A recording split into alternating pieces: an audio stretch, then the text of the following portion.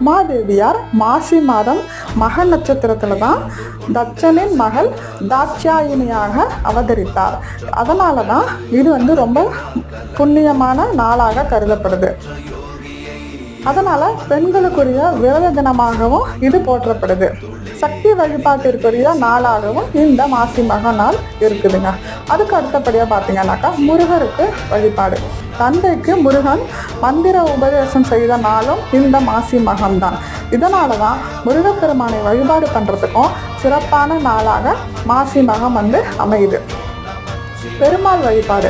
பாதாளத்தில் இருந்த பூமியை பெருமாள் வராக அவதாரம் எடுத்து வெளிக்கொணர்ந்த நாளும் மாசி மகத்தன்றுதானா.